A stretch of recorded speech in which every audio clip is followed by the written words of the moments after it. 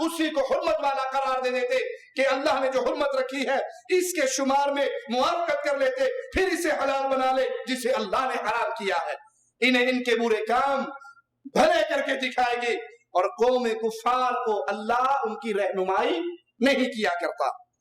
اس رسم بد کے ایجاد کرنے سے کوئی دینی یا دنیاوی فائدہ تو کفار مکہ کو کیا ہونا تھا، ان کے کفر، الحاد اور گمراہی میں اور اضافہ ہو گیا۔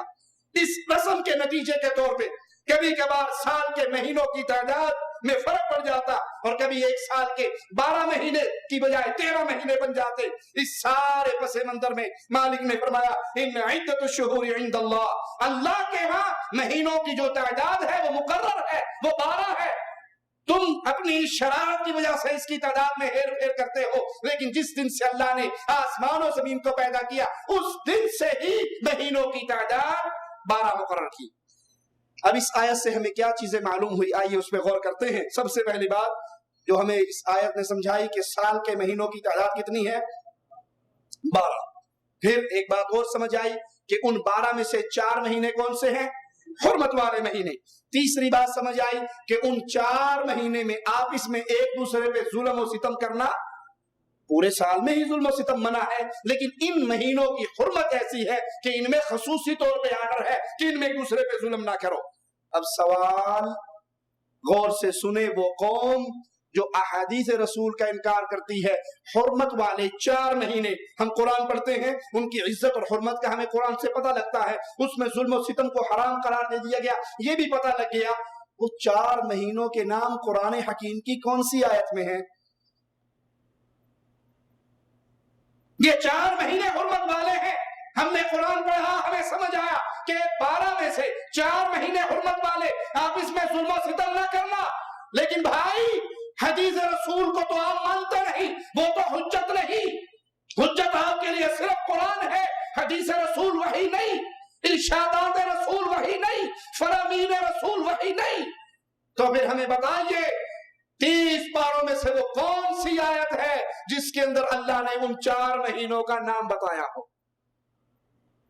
نہیں بتایا، اور واقعی نہیں بتایا۔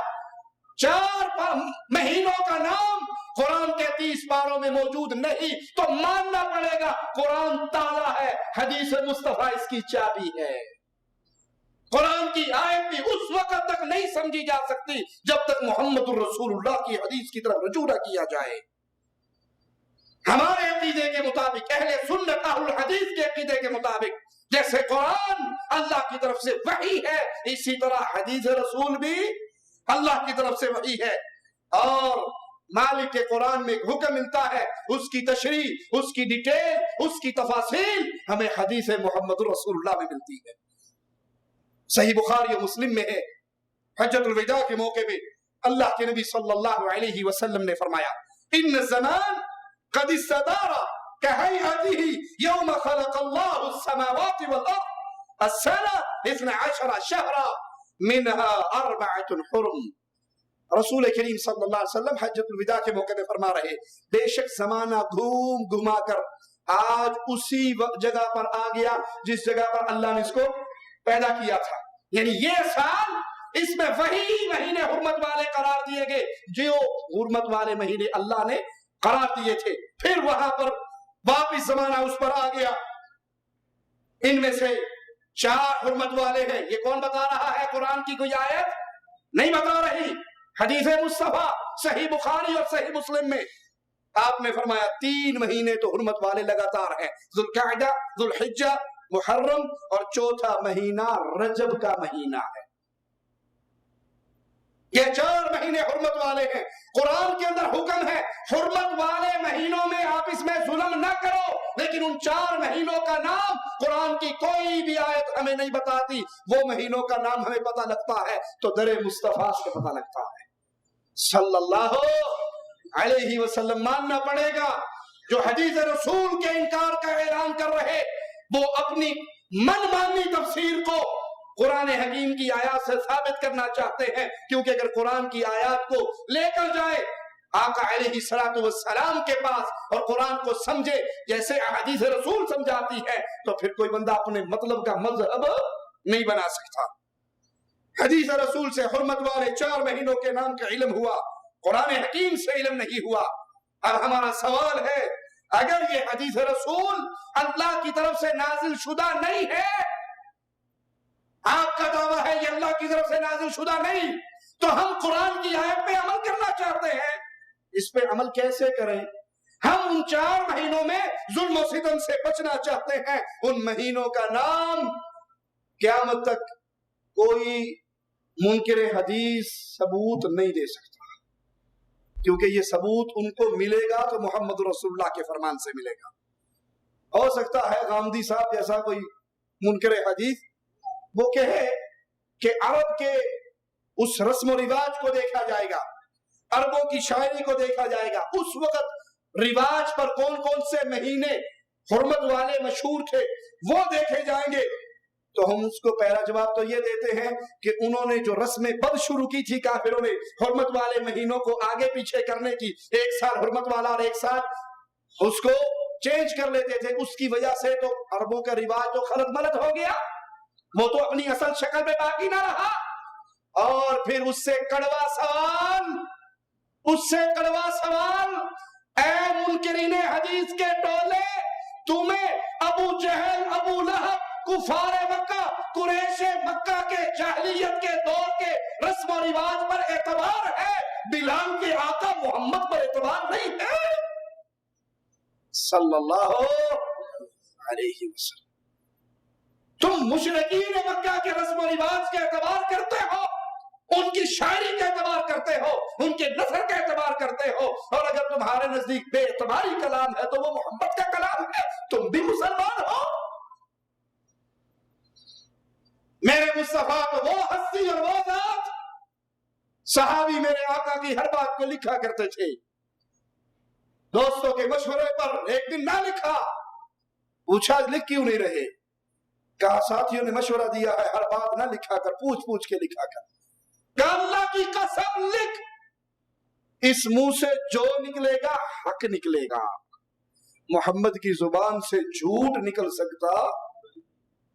اور منکرین حدیث کا یہ ٹولہ ایسا ظالم، ایسا گمراہ ہے، جس محمد کو صادق امین کفار مکہ نے مانا تھا صلی اللہ علیہ وسلم، جس حبیب کو صادق اور امین بتوں کے پجاری مانا کرتے تھے اور کہا کرتے تھے 40 سالہ زندگی میں ایک لمحہ بھی ہمیں یاد نہیں جس دن ہم نے آپ کی زبان سے جھوٹ سنا ہو۔ اس سچے کی بات کو نہیں مانتے، کفار مکہ کے رواج کو مان لیتے ہیں۔ آئیے ایک اور سوال کی طرف آگے بڑھتے ہیں۔ مالک کا فرمان سنیے اور یاد رکھیے میری بات کو، پھر ہم یہ سارے سوال کہاں سے کر رہے ہیں؟ قرآن پاک سے۔ احادیث کے مسئلے ہم نے ابھی نہیں کھولے۔ تم کہتے ہو قرآن کافی ہے تو قرآن سمجھاؤ حدیث کے بغیر۔ قرآن حکیم میں مالک فرماتا ہے وَمَا جَعَلْنَا الْقِبْلَةَ الَّتِي كُنْتَ عَلَيْهَا إِلَّا لِنَعْلَمَ مَنْ يَتَّبِعُ الرَّسُولَ مِمَّنْ يَنْقَلِبُ عَلَىٰ عَقِبَيْهِ وَإِنْ كَانَتْ لَكَبِيرَةً إِلَّا عَلَى الَّذِينَ هَدَى اللَّهُ وَمَا كَانَ اللَّهُ لِيُضِيعَ إِيمَانَكُمْ إِنَّ اللَّهَ بِالنَّاسِ لَرَءُوفٌ رَحِيمٌ۔ سورۃ بقرہ آیت نمبر 143۔ مالک فرماتا ہے جس قبلے پر تم پہلے تھے اسے ہم نے صرف اس لیے مقرر کیا تھا، غور کیجئے گا، بیت اللہ سے پہلے کس طرح منہ ہو کے نماز ہوتی تھی؟ بیت المقدس کی طرف۔ اللہ فرما رہا ہے جس قبلے پر تم تھے، بیت اللہ سے پہلے جس قبلے پر تم تھے اس کو ہم نے اس لیے مقرر کیا تھا کہ جان لے رسول اللہ کا سچا تابعدار کون ہے اور کون ہے جو اپنے ایڑیوں پر پھر جاتا ہے۔ نبی کی بات ماننے والا سچا کون اور جھوٹا کون؟ تو یہ کام دشوار ہے، مگر جنہیں اللہ رب العزت نے ہدایت دی ان کے لیے ہرگز دشوار نہیں۔ اللہ تعالیٰ تمہارا ایمان یعنی تمہاری وہ نمازیں جو بیت المقدس کی طرف منہ کر کے پڑھتے رہے ان کو ضائع نہیں کرے گا، بلکہ اللہ تعالیٰ لوگوں پر شفقت اور مہربانی کرنے والا ہے۔ یہ قرآن حکیم کی ایک آیت ہم نے آپ کے سامنے پڑھی۔ اس آیت میں یہ بتایا گیا کہ آپ جس قبلے پر تھے پہلے کاربند تھے اس کو ہم نے ہی مقرر کیا تھا، یعنی بیت المقدس کو اللہ فرما رہا ہے قرآن حکیم کی آیت کی روشنی میں ہم نے تمہارے لیے اس کو قبلہ اول بنایا تھا۔ बुखारी मुस्लिम में है, सहाबा करम बयान फरमाते हैं, सल्लैना मअ नबी सल्लल्लाहु अलैहि वसल्लम, हमने अल्लाह के नबी के साथ नमाज पढ़ी, नहव बैतुल मक़दिस, बैतुल मक़दस की तरफ मुंह करके, 16 और 17 शहरा, 16 या 17 महीने, 16 या 17 महीने हमने नमाज पढ़ी नबी के साथ। हमारा मुंह किधर था? बैतुल मक़दस की तरफ। सुम्मा सरफ़हु नहवल क़िबला, फिर अल्लाह के नबी ने हमारा मुंह अल्लाह के हुक्म से बैतुल्लाह की तरफ मोड़ दिया। कुरान हकीम की इस आयत में अल्लाह ताला ने बैतुल मक़दस को क़िबला बनाने की निस्बत अपनी तरफ की कि हमने बैतुल मक़दस को क़िबला करार दिया, लेकिन कुरान हकीम के 30 पारों को पढ़ जाएं, अल्लाह का ये हुक्म कुरान की आयत में मौजूद। बैतुल मक़दस मुसलमानों का क़िबला अल्लाह ने मुकर्रर किया, कुरान कह रहा है, लेकिन वो कुरान की कौन सी आयत है? अलहम शरीफ से लेके वन्नास तक पढ़ जाइए, आपको वो आयत नहीं मिलेगी जिसमें अल्लाह हुक्म दे कि मुसलमानों तुम नमाज बैतुल मक़दस की तरफ मुंह करके पढ़ो। साबित हुआ कि अल्लाह का हुक्म नबी पर कुरान के अलावा किसी और सूरत में भी आता था, किसी और शक्ल में भी आता था। कुरान को वही जली कहते हैं, हदीस को वही खफी कहते हैं। कुरान वो है जिसकी तलावत की जाती है, ये वो वही है। हदीस वो है जिसकी तलावत नहीं होती। हदीस भी वही है, कुरान भी वही है। अगर ये असूल न मानो तो अल्लाह कहता है मेरे हुक्म से बैतुल मक़दस को क़िबला बनाया गया। अल्लाह का वो हुक्म कुरान में तो मौजूद नहीं है। और रब से सच्ची बात करने वाला और कौन हो सकता है? रब कहे मैंने बनाया और कुरान में वो हुक्म नहीं, लेकिन हदीस रसूल में वो हुक्म मौजूद है, तो इसका मतलब क्या हुआ? हदीस भी अल्लाह की वैसे ही वही है जैसे कुरान मेरे रब की वही है। और अगर तुम्हारा ये अकीदा दुरुस्त हो कि कुरान वही नहीं है, हदीस रसूल वही नहीं है, सिर्फ कुरान ही वही है, तो हम सवाल करते हैं जितनी अकल तुम्हें है, जितना शऊर तुम्हें है, कि नाउज़ु बिल्लाह मोहम्मद करीम सल्लल्लाहु अलैहि वसल्लम के सहाबा कराम को इतना इल्म नहीं था, इतना शऊर नहीं था कि 16 महीनों में किसी सहाबी ने एक मर्तबा रसूलुल्लाह सल्लल्लाहु अलैहि वसल्लम से ये सवाल नहीं किया, अल्लाह के नबी आपने हमारा मुंह बैतुल मक़दस की तरफ किया हुआ नमाज पढ़ने के लिए, हम कुरान पढ़ते हैं, कुरान में तो कहीं भी अल्लाह ने हुक्म नहीं दिया, कुरान में तो कहीं आर्डर नहीं आया कि अपना मुंह बैतुल मक़दस की तरफ करो।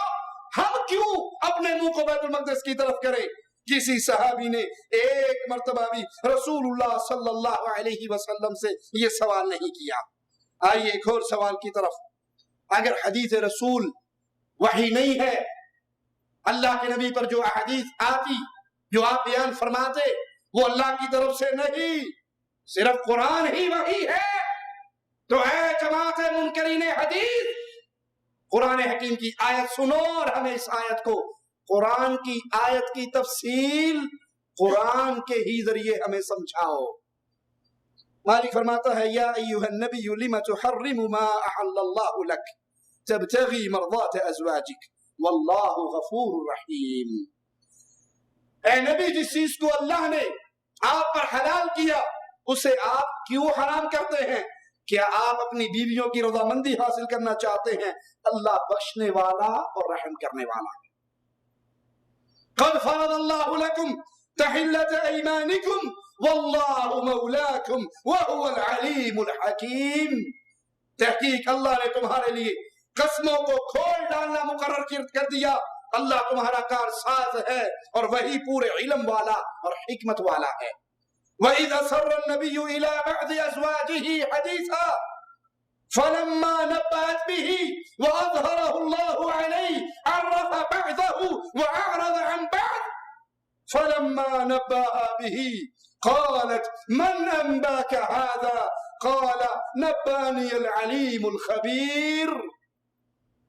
याद कर, जब नबी ने अपनी बात औरतों से एक पोशीदा बात कही, एक राज की बात कही, बस जब इसने इसकी खबर कर दी और अल्लाह ने अपने नबी को इस पर आगाह कर दिया, तो नबी सल्लल्लाहु अलैहि वसल्लम ने थोड़ी सी बात तो बता दी और थोड़ी सी बात टाल गए। फिर जब नबी ने اپنی اس بیوی کو یہ بات بتائی تو کہنے لگی آپ کو اس کی خبر کس نے کی ہے؟ آپ نے کہا مجھے اس کی خبر سب کچھ جاننے والے خبر رکھنے والے نے کی ہے۔ ان تتوبا الی اللہ فقد صغت قلوبکما وَإِن تَظَاهَرَ عَلَيْهِ فَإِنَّ اللَّهَ هُوَ مَوْلَاهُ وَجِبْرِيلُ وَصَالِحُ الْمُؤْمِنِينَ وَالْمَلَائِكَةُ بَعْدَ ذَلِكَ ظَهِيرٌ۔ اے نبی کی دونوں بیویوں، اگر تم دونوں اللہ کے سامنے توبہ کر لو تو بہت بہتر ہے، یقیناً تمہارے دل سیدھی راہ سے ہٹ گئے، اور اگر تم نبی کے خلاف ایک دوسرے کی مدد کرو گی تو یقیناً اللہ کارساز ہے، یقیناً اس کا کارساز اللہ ہے، اور جبرائیل اور نیک اہل ایمان اور ان کے علاوہ فرشتے بھی مدد کرنے والے ہیں۔ ان آیات میں اللہ تعالیٰ نے رسول اللہ صلی اللہ علیہ وسلم اور آپ کی بعض ازواج، بعض بیویوں کا ایک نجی معاملہ ہمارے سامنے پیش کیا، ان کے چند ایسے مسائل اس نجی معاملے کے پیش ہوئے قرآن حکیم کی اس آیت میں، جس کا تعلق خاص طور پہ حجیت حدیث سے ہے۔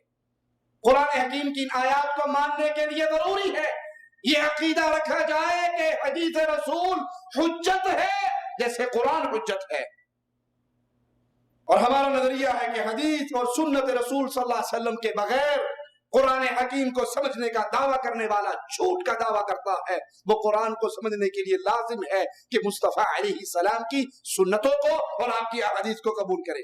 آئیے اب ان آیات جو ہم نے آپ کے سامنے تلاوت کی، اس میں بیان ہونے والے مسائل پر نظر دوڑائیں۔ سب سے پہلے اللہ فرماتا ہے نبی جس چیز کو اللہ نے آپ پہ حلال کیا آپ نے اس کو اپنے اوپر کیوں حرام کیا؟ پہلا سوال، وہ کون سی چیز تھی جس کو رسول اللہ صلی اللہ علیہ وسلم نے اپنے اوپر حرام کیا؟ یہ ڈیٹیل تو حدیث میں ہے، یہ تفصیل، یہ ڈیٹیل حدیث میں ہے۔ ہمارا سوال ہے چکرالویوں سے، منکرین حدیث سے، غامدیوں سے، عقل پرستوں سے، پرویزیوں سے۔ قرآن میں مالک فرماتا ہے نبی جو ہم نے آپ پر حلال کیا آپ نے اس کو اپنے اوپر کیوں حرام کیا؟ وہ کون سی چیز تھی جس کو مصطفیٰ نے اپنی ذات پہ حرام کیا؟ جواب قرآن کی آیت سے دیجئے۔ قیامت کا سورج طلوع ہو سکتا ہے، کوئی منکر حدیث قرآن کی آیت سے جواب نہیں دے سکتا۔ پھر وہ کون سی چیز ہے جس کو اللہ کے نبی نے اپنے اوپر حرام کیا؟ قرآن مجید خاموش ہے، حدیث بول کر بتا رہی ہے۔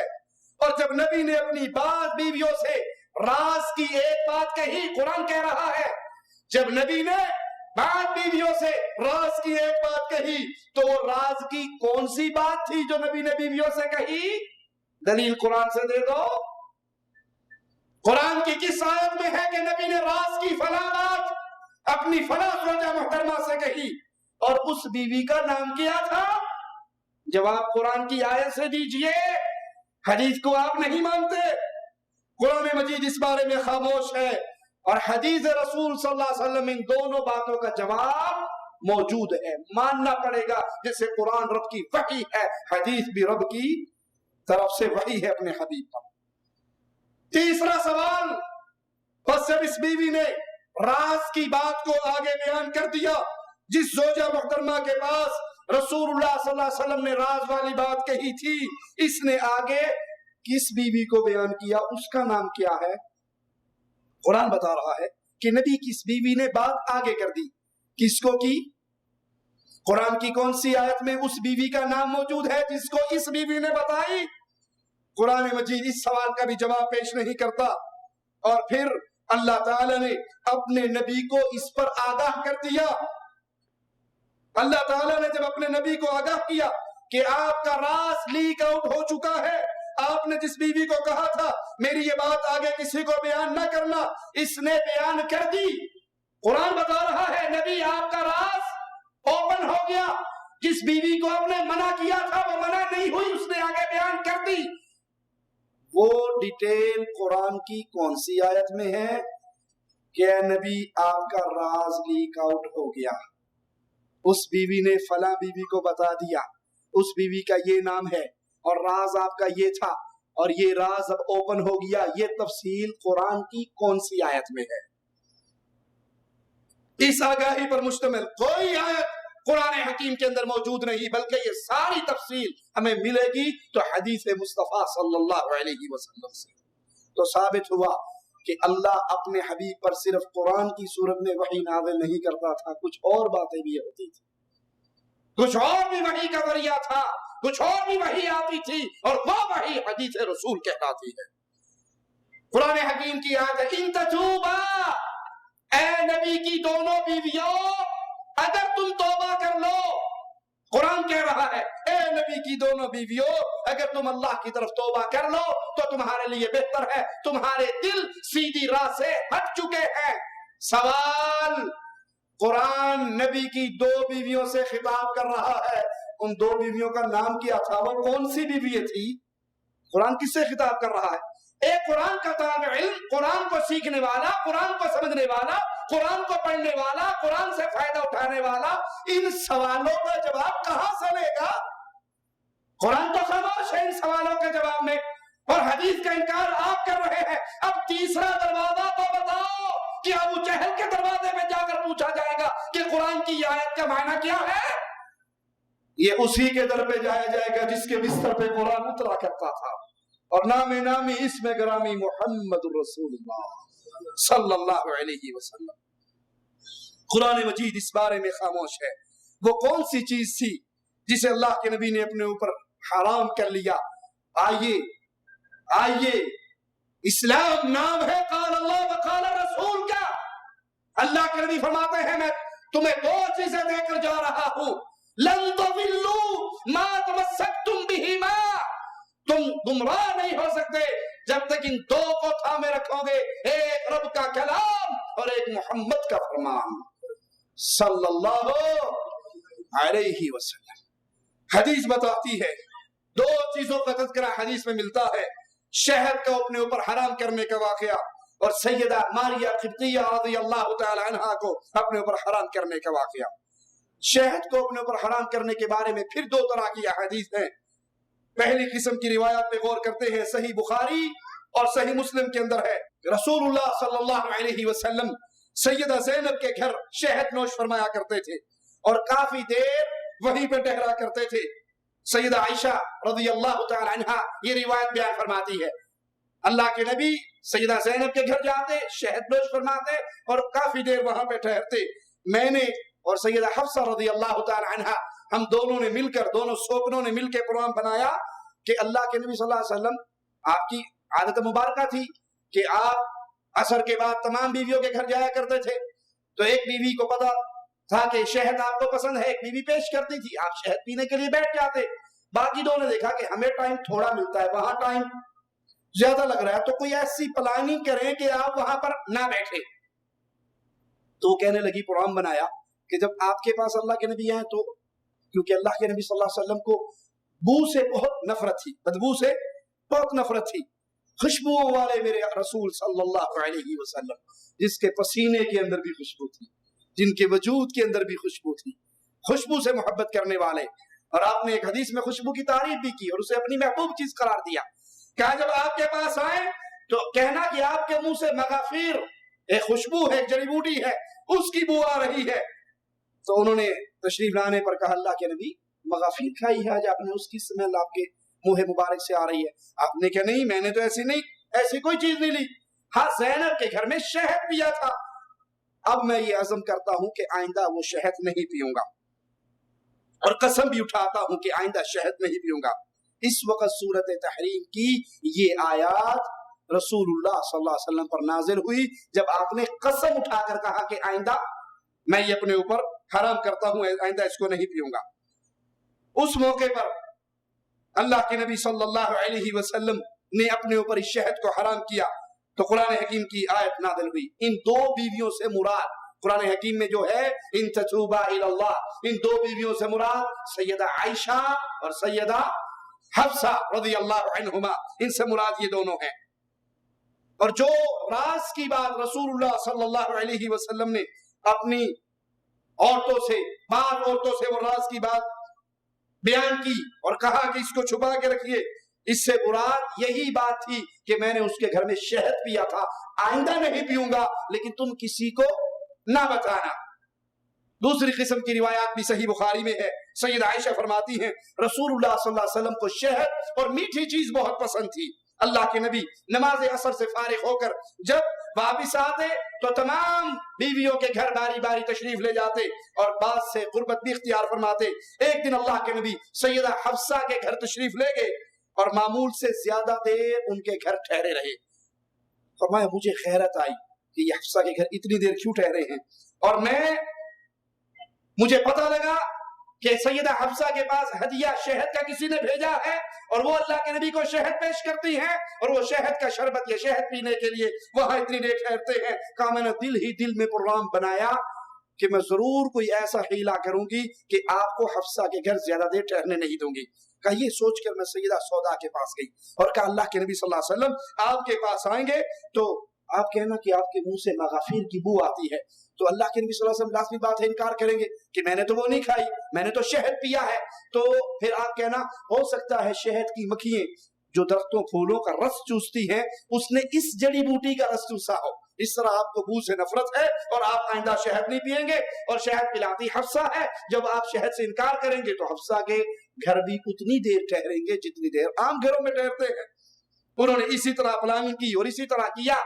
سیدہ سودا رضی اللہ تعالیٰ عنہ فرماتی ہیں اللہ کی قسم ہم نے اپنا مقصد حاصل کر لیا۔ اب یہاں پر ماجرا ایک ہے کہ سیدہ حفصہ کے گھر ٹھہرے اور دوسری حدیث میں کیا ہے سیدہ زینب کے گھر میں اللہ کے نبی صلی اللہ علیہ وسلم ٹھہرے۔ ان دونوں روایات کے اوپر بحث کرتے ہوئے حافظ ابن حجر رحمہ اللہ فتح الباری کے اندر لکھتے ہیں ممکن ہے کہ شہد پینے اور اس کو اپنے اوپر حرام کرنے کا واقعہ ایک سے زیادہ بار رونما ہوا ہو، ایک سے زیادہ بار رونما ہوا۔ اور جو سیدہ سودا کا اور حضرت عائشہ کی پلاننگ تھی حضرت حفصہ کے گھر بیٹھ کر، وہاں حدیث کے لفظ ہے کہ میں آئندہ یہ نہیں پیوں گا، میں یہ آئندہ نہیں پیوں گا، بس اتنا جملہ ہے۔ اور جو ماجرا ہوا حضرت زینب کے گھر میں، وہاں اللہ کے نبی نے قسم کھا کر کہا اللہ کی قسم میں آج کے بعد شہد نہیں پیوں گا۔ جہاں اللہ کے نبی نے قسم کھا کر کہا اس کے ذکر پر پھر قرآن حکیم کی یہ آیات نازل ہوئی۔